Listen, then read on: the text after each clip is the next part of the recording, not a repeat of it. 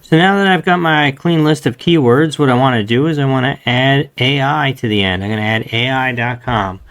So we could have balletai.com or connectai.com. Some of these will be better than others. What I'm going to do is I'm going to add at the end AI.com. And now I have a list. NFTs AI, Connect AI, IT AI, Galaxy AI. I'm going to copy all these results, 135 of them. I'm going to go to GoDaddy's bulk registration tool. I'm going to paste them in there. We're going to do a quick search and see how many of these 135 are available. Now it shows you that there are 32 total available. We've got 22 premium names, 35 on auction. We've got 10 new registrations, so we want to see what's available as a hand reg.